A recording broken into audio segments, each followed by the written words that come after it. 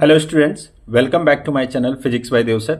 आज हम class 12th में जो फर्स्ट चैप्टर कवर कर रहे हैं इलेक्ट्रिक चार्जेज एंड फील्ड्स में दो मोस्ट इंपॉर्टेंट टॉपिक कवर करने वाले हैं और बोर्ड पॉइंट ऑफ व्यू से ये दोनों ही डेरिवेशन बहुत ही इंपॉर्टेंट है।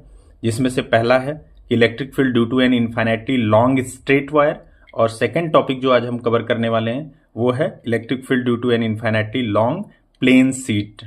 ओके, तो इन दोनों का डेरिवेशन हम देखने वाले हैं। चूंकि these both topics are based on the previous topic that is the Gauss theorem and उसी से रिलेटेड आज हम ये दोनों टॉपिक बहुत अच्छे से कवर करने वाले हैं। जैसा कि हमने इसके पहले गॉस थ्योरम और उनका प्रूफ देख लिया था, तो हम इसको उनके एप्लीकेशन पे बेस्ड जो ये दोनों डेरिवेशन है उसको कवर करने वाले हैं। आइए देखते हैं।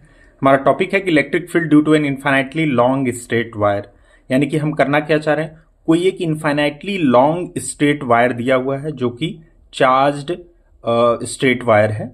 ये पॉजिटिव भी हो सकता है, नेगेटिवली चार्ज भी हो सकता है। तो हमने यहाँ पे पॉजिटिवली चार्ज स्ट्रेट वायर लिया है और ये क्या है, इनफाइनाइट लेंथ का है। हम इससे आर डिस्टेंस पे इलेक्ट्रिक फील्ड कैलकुलेट करना चाहते हैं। ओके, तो उसके लिए हम एक फार्मूला डिड्यूस करना चाहते हैं जिसमें हम गॉस थ्योरम का यूज करेंगे। तो सबसे पहले आइए देखते हैं कि हम जो यहाँ पे चार्ज डेंसिटी ले रहे हैं लीनियर चार्ज डेंसिटी होगा, क्योंकि यहाँ पे लाइन चार्जेस हैं। ओके, तो लीनियर चार्ज डेंसिटी हमने लैम्डा एज्यूम कर रखा है, तो लैम्डा है और जो कि यूनिट क्या हो जाएगा, कूलम पर मीटर, और ये हमने प्रीवियस टॉपिक में देखा भी है। चूंकि lambda is equal to Q by L हो जाएगा। क्यू क्या है, total charges present on this line, and L क्या है, length of this infinitely long straight wire. तो क्यू की वैल्यू क्या हो जाएगी, लैम्डा इंटू एल हो जाएगी, जिसका हम लोग आगे यूज करने वाले हैं। ओके, अब चूंकि किसी भी स्ट्रेट वायर के लिए हमें एक ऐसा सरफेस एज्यूम करना है, चूंकि हम गॉस थ्योरम का यूज करना चाह रहे हैं, तो हमें एक गॉसियन सरफेस एज्यूम करना पड़ेगा जिसका हम यूज कर पाए। चूंकि गॉस थ्योरम का यूज करने के लिए हमें एक क्लोज्ड सरफेस की आवश्यकता है। यहां पे क्लोज सरफेस कैसा बनेगा, एक सिलेंड्रिकल गॉसियन सरफेस हमको आर रेडियस का एज्यूम करना पड़ेगा। ओके, क्योंकि यहाँ पे स्ट्रेट वायर है तो हर तरफ से रेडियली आउटवर्ड डायरेक्शन में इलेक्ट्रिक फील्ड निकलेंगी, और जब हम इसकी सिमेट्री लेंगे तो हमें पता चलता है कि ये सिलेंड्रिकल सिमेट्री शो करेगा। इसीलिए जो सरफेस ले रहे हैं हम वो क्या ले रहे हैं, सिलेंड्रिकल गॉसियन सरफेस ले रहे हैं, जिसका लेंथ एल है और रेडियस क्या है, स्मॉल आर है। ओके, तो आप यहाँ पे ध्यान से देखेंगे किसी भी सिलेंडर में तीन सर्फेसेस पाई जाती हैं। एक तो कर्ड सरफेस है जो कि सेंटर में है एल लेंथ का, और दूसरा जो है इंड सरफेसेस हैं। तो हमने यहाँ पे कर्ड सरफेस को S1 ले लिया है, इंड सरफेस को, ऊपर वाले सरफेस को हमने S2 ले लिया है, और इंड सरफेस नीचे वाला जो प्लेन सरफेस है उसको हमने S3 ले लिया है। और जब हम देखेंगे यहाँ पे, सपोज हम S1 लेते हैं, S1 में हमने एक छोटा सा DS1 एरिया का लिया हुआ है, और DS1 एरिया में आप देखेंगे जो नॉर्मल वेक्टर है, एरिया का नॉर्मल वेक्टर उस सरफेस के जो है परपेंडिकुलर होता है, नॉर्मल डायरेक्शन में होता है। ओके, उसका डायरेक्शन ये आएगा, और इलेक्ट्रिक फील्ड जो है इस पॉजिटिवली चार्ज लाइन के कारण से भी रेडियली आउटवर्ड डायरेक्शन में आ रहा है। यानी कि S1 सरफेस पे जो हमारा एरिया वेक्टर है और इलेक्ट्रिक फील्ड है वो दोनों क्या है, पैरेलल है, एक दूसरे के पैरेलल है। यहाँ पे थीटा की वैल्यू कितनी आ जाएगी, 0 आ जाएगी। इसीलिए मैंने यहाँ पे DS1 parallel to electric field दिखाया है, किसके लिए, सरफेस S1 के लिए। अब हम सिमिलरली S2 के लिए देखते हैं। S2 में क्या है कि ये प्लेन सरफेस है और इलेक्ट्रिक फील्ड का डायरेक्शन तो रेडियली आउटवर्ड डायरेक्शन में है, इस डायरेक्शन में होगा, लेकिन ये प्लेन सरफेस आप देखेंगे इसका जो डायरेक्शन आएगा वो नॉर्मल किधर आएगा, ऊपर की तरफ आएगा। ओके, आप छोटा सा यहाँ पे हमने एक एरिया एज्यूम किया है DS2, और उसका जो नॉर्मल वेक्टर आएगा ऊपर की तरफ आएगा। यानी कि इलेक्ट्रिक फील्ड और एरिया वेक्टर के बीच में जो एंगल बन रहा है 90 डिग्री बन रहा है, इसीलिए यहाँ पे मैंने DS2 परपेंडिकुलर टू E दिखाया है। थर्ड देखते हैं। सिमिलरली थर्ड वाले में इलेक्ट्रिक फील्ड का डायरेक्शन ये आएगा रेडियली आउटवर्ड डायरेक्शन में, और DS3 यहाँ पे नीचे आएगा क्योंकि नीचे का प्लेन सरफेस है।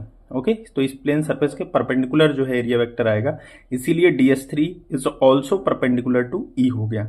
तो हमने ये तीनों सरफेसेस में हमने देख लिया कि क्या रिलेशन है इलेक्ट्रिक फील्ड के साथ में।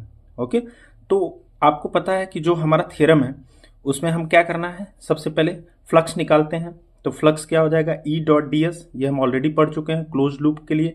इंटीग्रेट करते हैं पूरे सरफेस के लिए, तो यहाँ पे 3 सरफेसेस हैं, इसलिए DS की जगह पे DS1, DS2, DS3 यूज करेंगे, क्योंकि इलेक्ट्रिक फील्ड सेम है।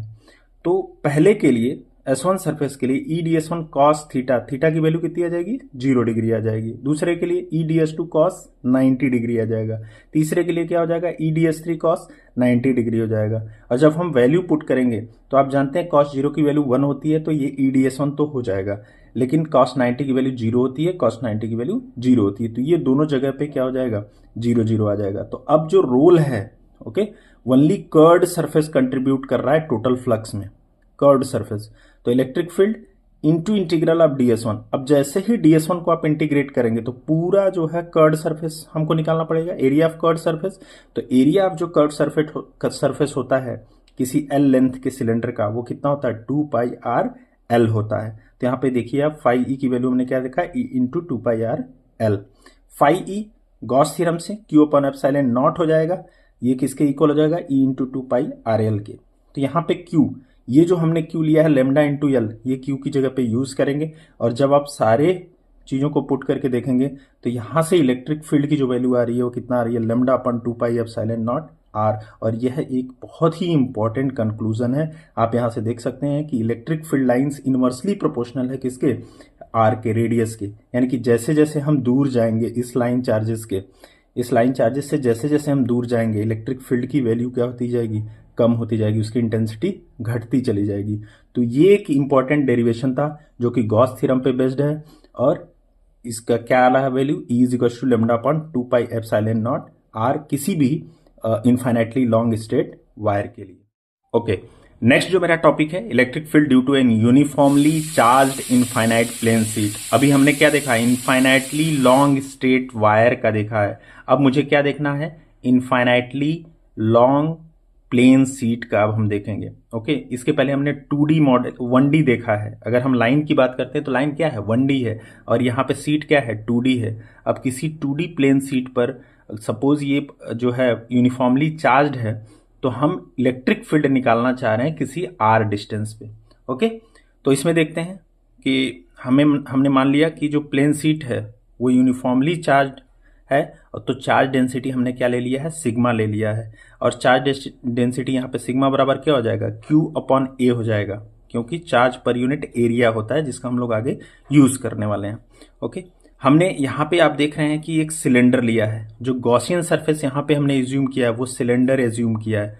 ओके, क्यों, क्योंकि हमें यहाँ पे जो है एक सर्कुलर पार्ट में इलेक्ट्रिक फील्ड देखना R पॉइंट पे। तो आप देखेंगे R इधर गए, यानी टोटल 2R लेंथ का हमने एक हाइपोथेटिकल सिलेंडर एज्यूम किया है। और इस सिलेंडर में आप देख सकते हैं कि जो कर्ड जो फ्लक्स है इस कर्ड सरफेस से वो 0 होगा। क्यों, क्योंकि electric field line radially outward में निकलेंगी, तो यहाँ पे तो पैरेलल हो जाएंगी इस कर्व सरफेस के, तो ऊपर तो कोई इलेक्ट्रिक फील्ड लाइंस निकल नहीं रही हैं।